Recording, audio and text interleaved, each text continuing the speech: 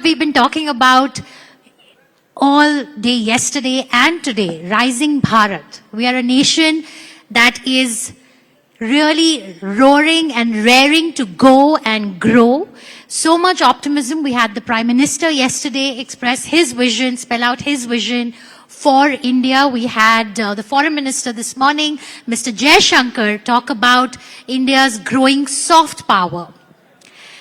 I want to ask all of you a question. How many of you here have a quick commerce app on your phone? Can I see a show of hands? That's pretty much everybody. So that is us, right? हमको सब चीज जल्दी में चाहिए. We want everything very quickly. The 10-minute delivery, the e-commerce delivery disruption has come from India, and it has become one of the classic successful case studies for businesses across the world. In a country where we are, always battling traffic, कहीं पे भी time से पहुंचना बहुत मुश्किल होता है, पर हमारी ग्रोसरीज 10 मिनट में आ जाती है. Right? So that is being made possible by the business representatives here, the three businesses amongst several others in the country. We have with us Abhishek Chakrabarti of DTDC, which is one of the oldest logistics company in the country. We have Sahil Goyal, CEO and co-founder of Shiprocket, and we have Srinath Ramakrishnan of Zeptwork. Well, let me begin by asking Sahil. Sahil, it's an interesting time. We are working with so many unknowns, and every day there is a new story that we wake up to. How are we looking at the logistics space, responding to the changed dynamics? We're seeing tariff lines being imposed. We're seeing a completely changed global scenario. How do you see that impacting Indian businesses? See, I think there are two aspects to that, Shweta, and specifically since we're talking about global tariffs, there is an aspect of business impact, which is I think the one all of us are kind of trying to figure out. Is this a net positive for India in some way? Are there more changes coming, right? What happens to bulk versus individual parcels and de minimis? All of those questions are still outstanding. And I think the supply chain is also trying to figure out how it needs to respond, because, while decisions can be made in seconds, it takes time for shipping routes, etc., to reorient. And, there's demand supply patterns that are deep rooted over years.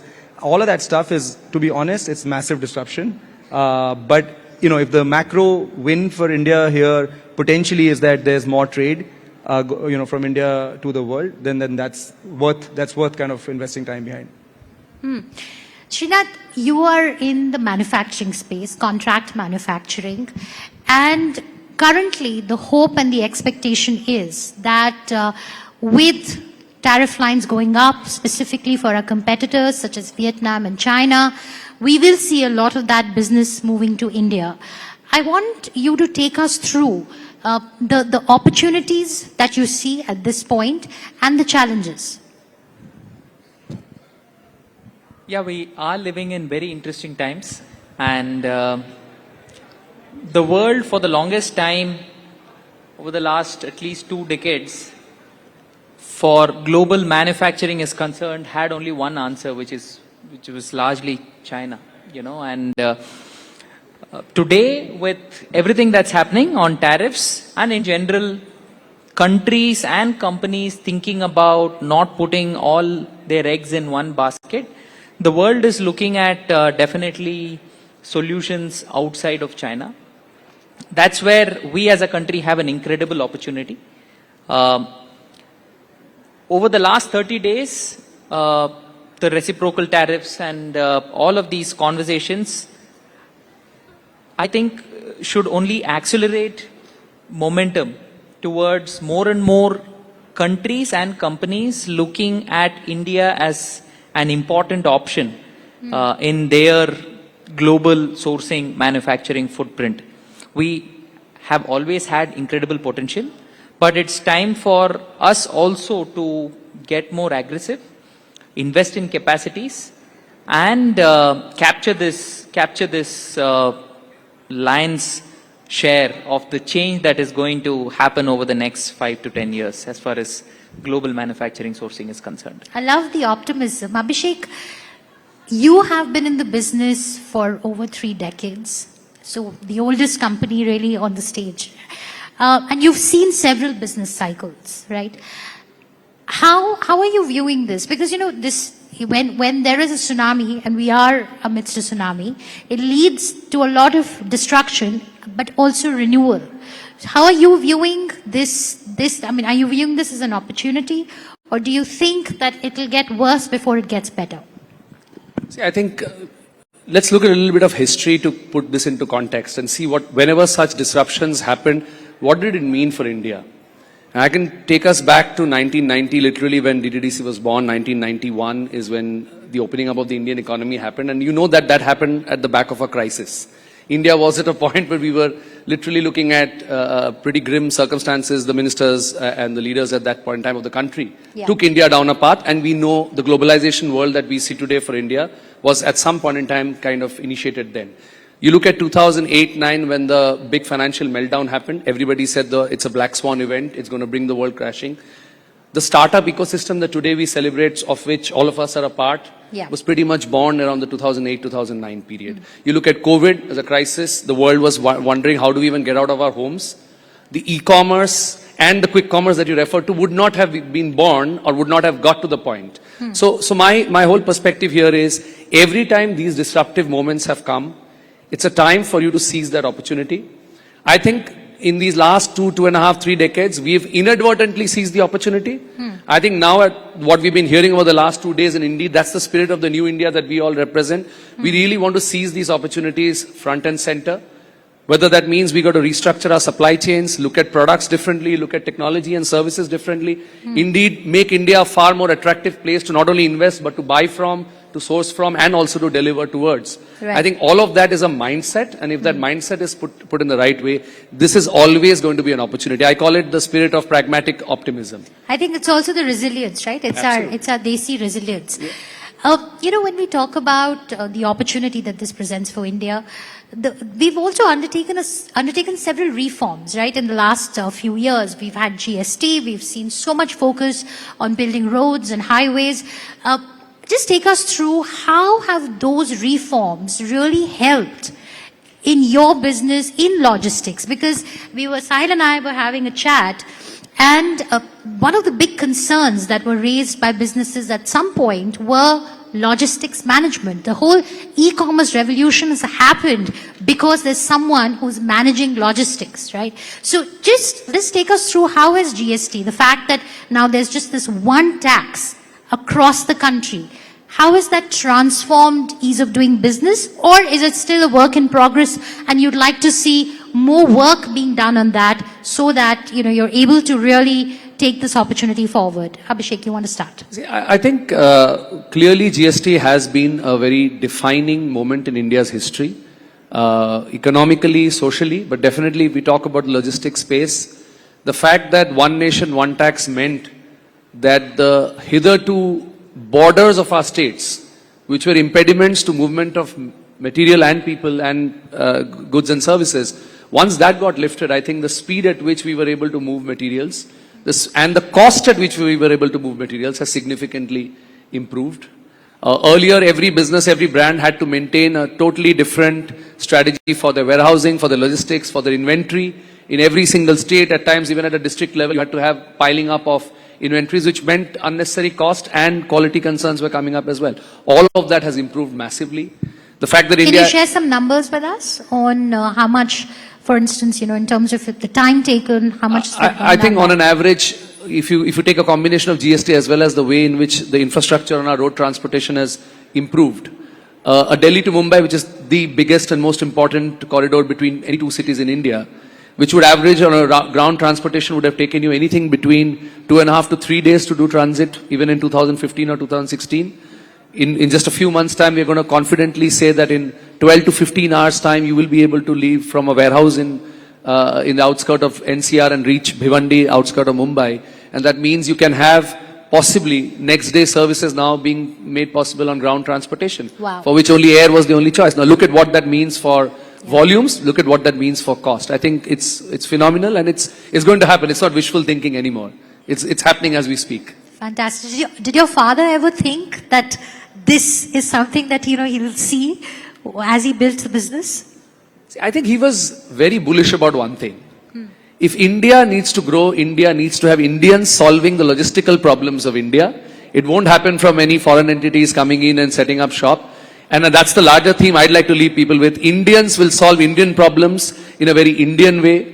We will not follow somebody. We will leapfrog and get to what we need to get to. I think that's something he believed in. That's something DTDC as an organization has always believed in. And that's why we are still here in business and 35 years. And we don't call ourselves a 35-year-old company. We are a 35-year young company. And as young as India is, that's how young our aspirations and our possibilities to do things are. Of course, 35 years is young by any standard. let's keep that. That's right. I'm loving the applause from the audience. Srinath, you work with a lot of MSMEs, about 10,000 MSMEs on contract manufacturing. You're making defense components. When we speak about the reforms that have happened in the manufacturing space, we've had a PLI, several PLIs in fact. We've had, again, a lot of investments that have gone into building roads and highways, tax reforms. Just take us through the journey. When you started out, you were mentioning you were working with, say, a couple of hundred MSMEs, and now that's gone up to 10,000. 30% of your business is actually in the United States. So how... just help us understand how has policy enabled this, and then going forward, let's also look at the pain points that businesses like yours face that need resolution going forward. Yeah, we were talking about GST before. GST has also impacted the manufacturing industry. I'll talk about. My father was running a manufacturing business definitely in the pre-GST era. Back in the day, we used to have excise duties, and I don't know how many of you remember CST, CFOM, 2%, all of that. These used to be very, very cumbersome processes, for businesses which were transacting with a lot of MSME suppliers, particularly outside. If your business is located and your supplier's business is located outside your home state, then there is CST that is applicable. There's a lot of paperwork, So all of that has definitely improved ease of doing business, ease of sourcing even within the country, Back in the day, say capital equipment sourcing, there is, say, big companies, say like L&T, or say in Pune, there's Thermax. So they would always have supplier ecosystems surrounding the cities where they used to be based. Today, the manufacturing supplier ecosystem is more pan-India. A company in Chennai can definitely source components, get manufacturing outsourcing done with a vendor in Haryana thanks to GST and thanks to all the simplification of this paperwork. So coming to reforms itself, one definitive event that I can think of is the PLI movement that has happened, and the capacity creation that has happened in this country over the last 3-4 years, right? If you look at electronics, over the last 3 years, we've had 10x more capacities that have gotten created within the country. Yeah, the debate today is, all the assembly or, lower level value addition activities have definitely moved into the country. Otherwise, we were dependent on China or Southeast Asia or some other countries. So today there is definitely that Atmanirbhar movement that has happened in the electronic space at least. Now, as we speak, I definitely believe in the next 5 years, semiconductor is another sector where there is going to be a lot of indigenous Indian capacities that's going to happen. So all of this is leading to more and more reliance on our own manufacturing ecosystem. Now, what needs to happen further? We need to definitely focus on two most important things. One is backward integration. We have to move on from this and start celebrating more and more value addition happening within the country. Second is definitely skilling.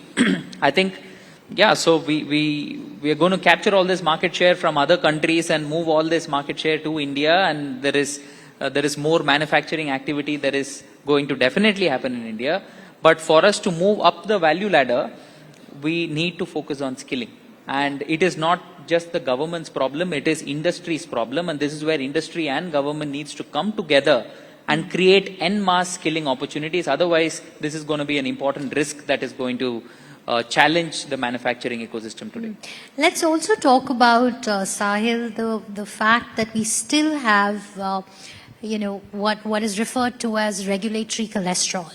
We still have, customs clearance is still a challenge. So, what would you like to see the government do to enable that? Because we've outlined the opportunity, but the point is that are we ready to take on that opportunity? Because currently, even now, even with all the ease of doing business measures that have been announced and implemented, there's still a long way to go. Yeah, I think happy to answer that both from a domestic retail or domestic e-commerce perspective, as well as from a cross-border or export e-commerce perspective. And see, I think there's been leaps and bounds of movement in the last 10 years of us having been in this industry, whether it is the empathy for understanding what MSMEs or retailers, small retailers go through, the GST, the new GST regime, as everyone spoke, has obviously been a boon to speed of movement of goods. It's simplified filing, right? A lot of times, like, we forget that for businesses that are 10, 20, 50 lakhs a year in revenue, just filing from 2 locations itself with an APOB is a challenge, right? We forget that. They don't have an accounting team. So how do you manage, like, how do you help some of that stuff? From a global perspective, I think there's a very strong movement by the government, whether it is, and we see this working with them either through India Post or with DGFT coming up with export hub pilots and so on, where today I think the number is about 3 or 4 billion of e-commerce export from India. The target is 200 or 300 billion by 2030. So there's a 100x kind of growth assumed there. I'm saying even if we come halfway off that, that's massive. And I'm talking about e-commerce only. I'm not talking about bulk goods. And in that, there's obviously flow of goods, but then there's flow of information, which is all the way through, airport systems and then to the foreign clearance and customs. And how do you make that streamlined is a huge opportunity for multiple companies. Again, very focused on India, for India, and building for Indian businesses.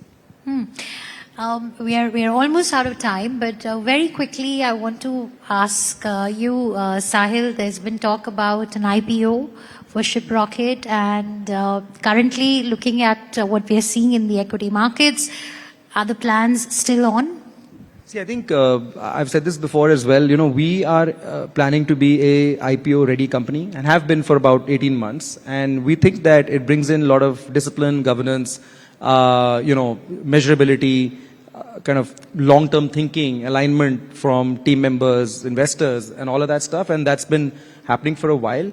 For the company's perspective, the IPO it's not a milestone in a sense of like, it is a milestone in the sense of achievement to some extent, but it's not the end. Like, in many ways, it's a reset to say, okay, this is the next, a couple of decades. And for us, it means immortalizing the company. It means institutionalizing what we've built and then, have it see through the next 100 years. So I think that for us happens now, 2 years later. 3 years later, it makes no difference to the. But we are seeing a lot of movement in the logistics, in the delivery space. So are you hoping to, capitalize on that sentiment? I mean, there's always, logistics is an area which is always going to be exciting in many ways. As unexciting as it appears, it's the magic behind everything that you do every day, from the shampoo bottle you consume to, the brick that builds your house. Everything you can think about is logistics, whether it's quick or slow commerce. And India has got India 1, 2, 3, all of it together. So I just like it. There's always going to be some trend, right? Srinath, same question for you. A lot of talk about Zetworks IPO. What can we share with our audiences here? No, same, very similar answer. But we are working like we want to do it tomorrow. We're not rushing into it. Okay. It's the logical next step that a company of our scale, size, and diversity has to take. Thankfully, we're not under pressure that, hame IPO karna hai next month hi, next quarter hi, kind of a thing. But we are going about it. But has Trump changed your plans? No, there is no change in plans. There's no change. So you There had is said absolutely no there change were in reports that it could come as soon as this year. No, no, no. Talk to me. There's no change in plans. We are working with the same velocity to take the company public. And yeah, so this is a combination of input and external factors, right? Input though is 200%. So very quickly, 30% of your business is coming from the US market. With Mr. Trump and his policies, is there an assessment of the impact that's likely to have on your business? Short-term impact is confusion, right? Customers are confused. And when there is uncertainty, what people do? People pause decision making, right? And Right. And when decision making gets paused, there is going to be some slowness in that US business that we have. But long term, like I said, it could be a very, very net positive moment for India, and we are looking to capitalize that. Okay. Very quickly, last question. What's the future for quick commerce? We are already in 10-minute deliveries. Where do we go from here? I won't say we're going to do it in seconds.